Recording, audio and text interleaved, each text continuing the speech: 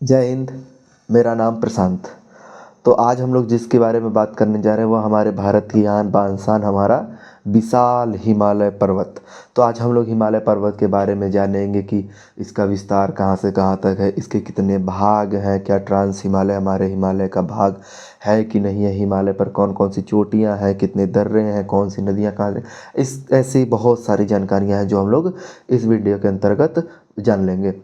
तो जैसा कि हमारा आदत है, हम लोग किसी भी टॉपिक को शुरू करने से पहले हम लोग उससे रिलेटेड कुछ टेक्निकल शब्द, कुछ ऐसे शब्दों को ज़रूर पढ़ लेते हैं जो उस टॉपिक में आने वाले होते हैं। तो हम इस वीडियो में कुछ ऐसे शब्द का प्रयोग करेंगे जो शॉर्टकट में है। अगर उसका फुल फॉर्म जान लें फिर भी कुछ बच्चों को दिक्कत हो सकती है कि आखिर ये है क्या।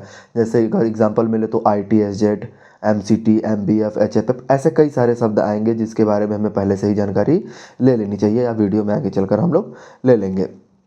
तो सबसे पहले हम लोग इस पर बात करेंगे कि ट्रांस हिमालय, जो कि हमारे हिमालय का सबसे उत्तरी इलाका है, या हमारे कह सकते हैं हमारे भारत का सबसे ऊपरी इलाका ट्रांस हिमालय के अंतर्गत आता है। क्या यह हमारे हिमालय का हिस्सा है? तो नहीं, यह हमारे हमारे भारतीय हिमालय का हिस्सा नहीं है। हमारे हिमालय के निर्माण से पहले ही ट्रांस हिमालय का निर्माण हो चुका था। ऐसा मतलब, और इसको अगर हम दूसरी भाषा में कहें तो ऐसे कह सकते हैं कि ट्रांस हिमालय हमारे भारतीय उपमहाद्वीप पर न होकर यूरेशियन प्लेट पर है। हमारे भारतीय प्लेट पर न होकर यह यूरेशियन प्लेट पर स्थित एक विशाल पर्वत श्रृंखला है।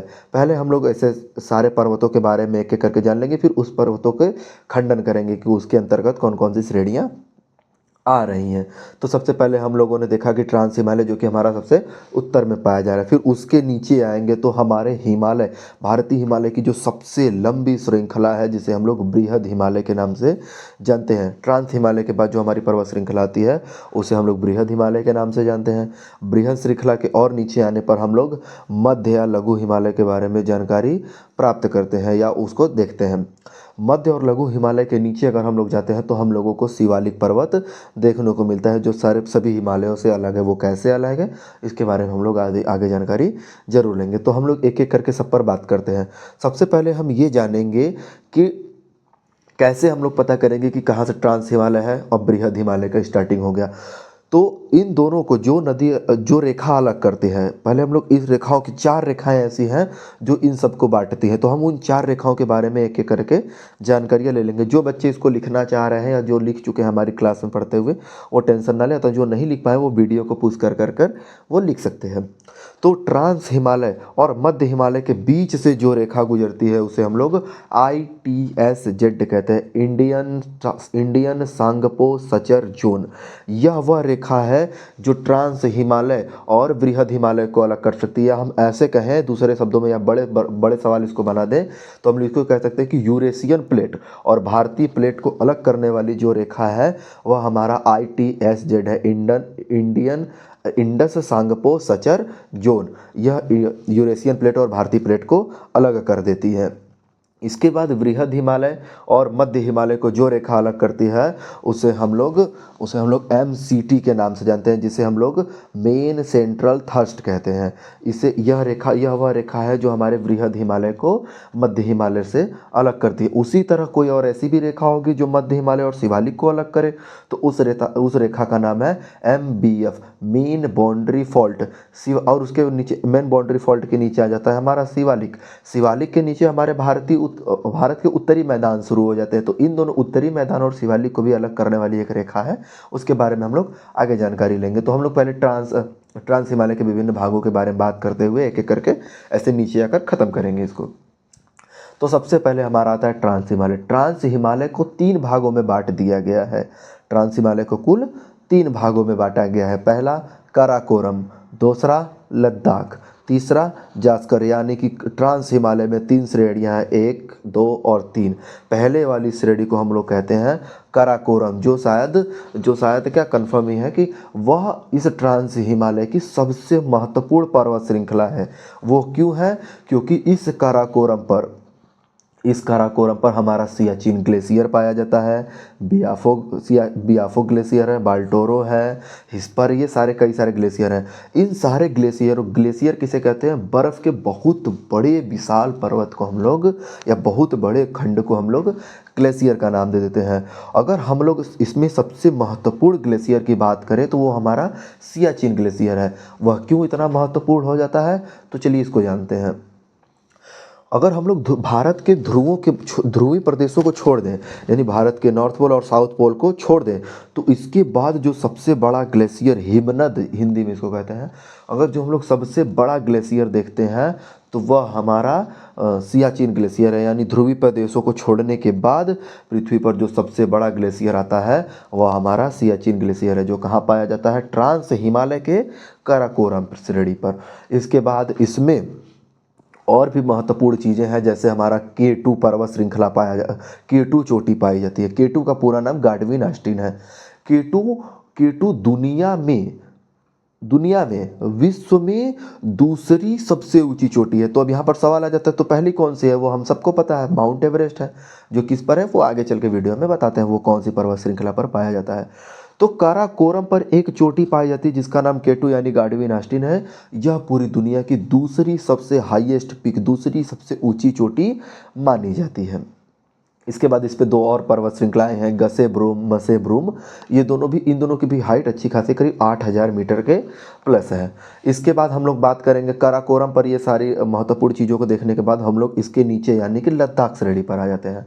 लद्दाख श्रेणी भी अपने आप में बहुत महत्वपूर्ण है, क्योंकि इस पर एक ऐसी पर्वत चोटी पाई जाती है जो पूरी दुनिया में सबसे तीव्रतम ढाल यानी सबसे तेज ढाल के लिए मानी जाती है, जिसका नाम है माउंट राकापोसी। माउंट राकापोसी पूरी दुनिया में सबसे तेज ढाल वाली पर्वत चोटी है।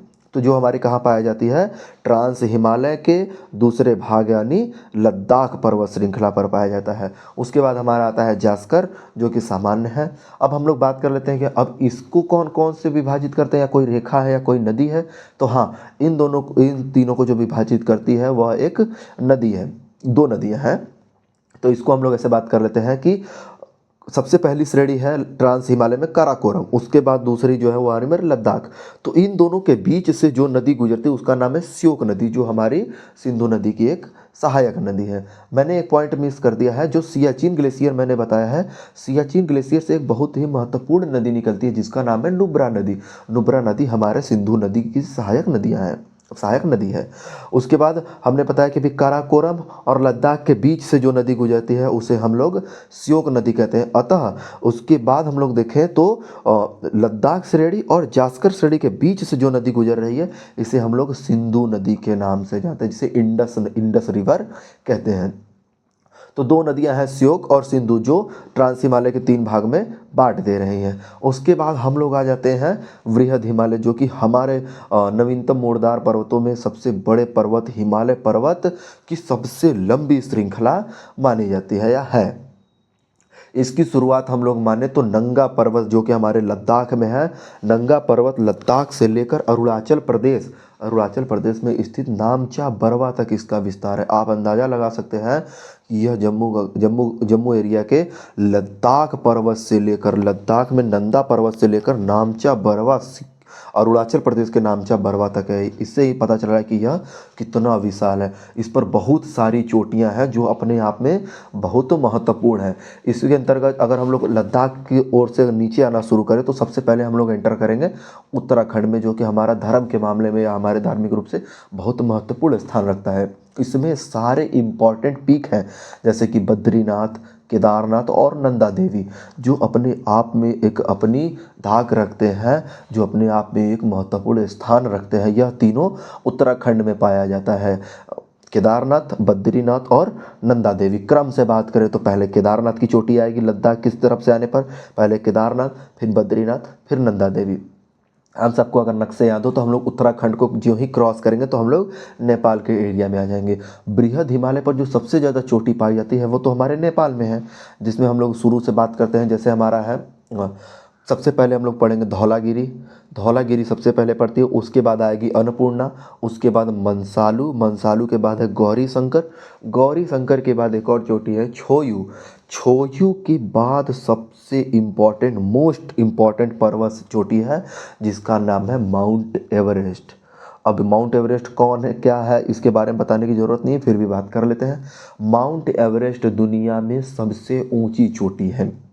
जो कि हमारे कहाँ पाई जाती है, हमारे बृहद हिमालय पर है और वो नेपाल में स्थित है। इसके बाद एक और पर्वत चोटी है जिसको हम लोग मकालू के नाम से जानते हैं। उसके बाद हम लोग इसको जो ही क्रॉस करेंगे, नेपाल बॉर्डर क्रॉस करने के बाद हम अपने भारत के बड़े छोटे राज्य यानी सिक्किम में प्रवेश करेंगे।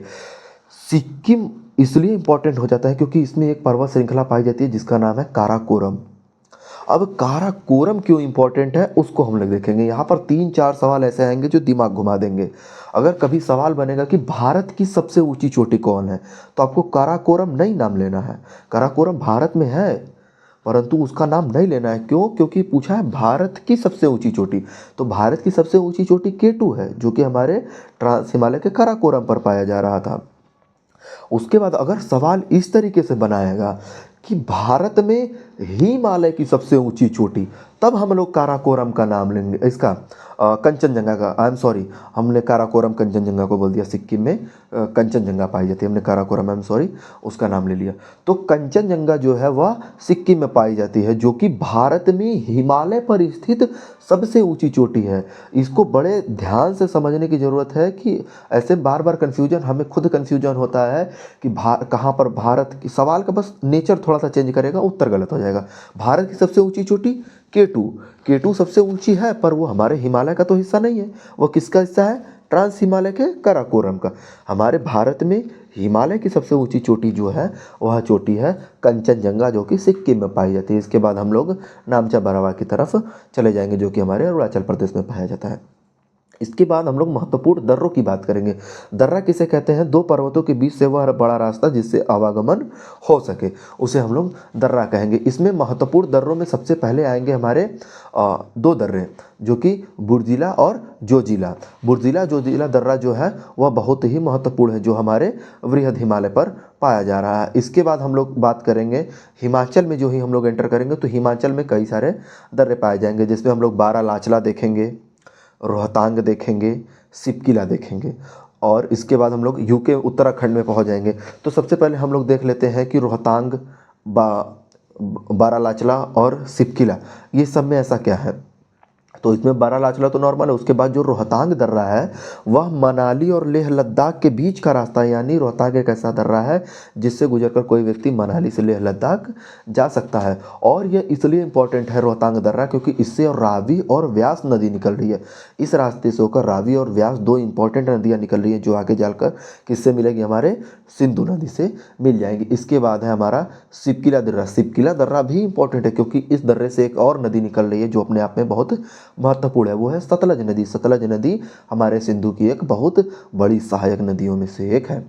उत्तराखंड में जो दर्रे पाए जाते हैं वह हमारा ठागला, मानाला, नीति पास और लेपुलेख। यह दर्रे अपने आप में बहुत महत्वपूर्ण हो जाते हैं। इसमें जो सबसे इम्पोर्टेंट दर्रा है वह हमारा लेपुलेख दर्रा है क्योंकि इससे जो काली नदी निकलती है, इससे एक नदी निकलती है जिसे हम लोग नेपाल में तो काली नदी के नाम से जानते हैं, किंतु वही नदी जब हमारे उत्तर प्रदेश में प्रवेश करती है तो इसे हम लोग माँ शारदा या शारदा नदी के नाम से पुकारने लगते हैं। तो इसलिए हमारा नीति पास दर्रा, लेपुलेख दर्रा इंपॉर्टेंट हो जाता है। उसके बाद हम लोग एंटर कर जाते हैं अपने सिक्किम में जिसमें नाथुला और एक और दर्रा है उसका नाम है जालापला। जयलेपला भी उसको बहुत सारे लोग कहते हैं किंतु उसे हम लोग सामान्य भाषा में जालापला दर्रा के नाम से जानते हैं। यह दोनों नाथुला और जयलापला हमारे सिक्किम के महत्वपूर्ण दर्रे हैं।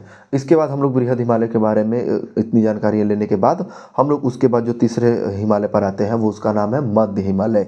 मध्य हिमालय के अंतर्गत मध्य हिमालय को 4 भागों में बांट दिया क्योंकि मध्य हिमालय जब जम्मू कश्मीर में होता है तो उसी मध्य हिमालय को हम लोग पीर पंजाल के नाम से जानते हैं और वही मध्य हिमालय जब हिमाचल प्रदेश में प्रवेश करता है तो उसे हम लोग धौलाधर कहते हैं और वही मध्य हिमालय जब उत्तराखंड में जाता है तो उसे हम लोग नाग टिप्पा के नाम से जानते हैं। वही मध्य हिमालय जब हमारे नेपाल में प्रवेश करेगा तो उसे हम लोग महाभारत के नाम से जानते हैं। इन चारों श्रेणियों में, इन चारों भागों में सबसे बड़ा जो भाग है वो हमारा पीर पंजाल है जो कि हमारे कहाँ पाया जा रहा है? जम्मू में। इस पीर पंजाल पर 2 इम्पॉर्टेंट दर्रे पाए जाते हैं। इस पर भी 2 दर्रे हैं। इसमें 2 दर्रे में पहला आता है बनिहाल और दूसरा आता है पीर पंजाल। पीर पंजाल दूसरा दर्रा है। ये जो बनिहाल दर्रा है यह क्यों इम्पोर्टेंट है? क्योंकि यह जम्मू और श्रीनगर को जोड़ता है और यहाँ पर इस बनिहाल दर्रे में जो सबसे एक सुरंग बनाई गई जिसे हम लोग जवाहर टनल या जवाहर सुरंग के नाम से जानते हैं। तो इतनी जानकारी लघु हिमालय के बारे में इनफ होती है। इसके बाद हम लोग आ जाते हैं शिवालिक हिमालय पे।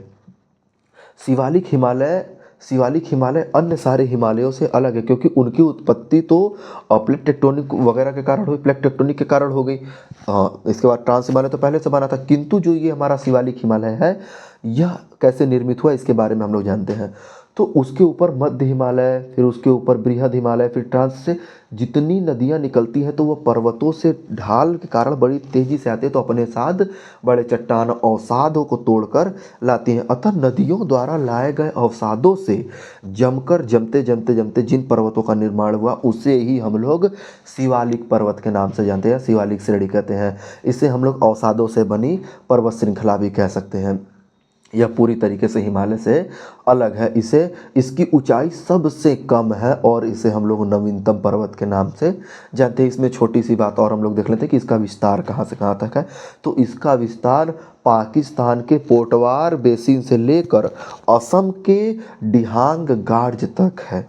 इसकी जो फैलाव है इसको हम लोग ध्यान में रखेंगे।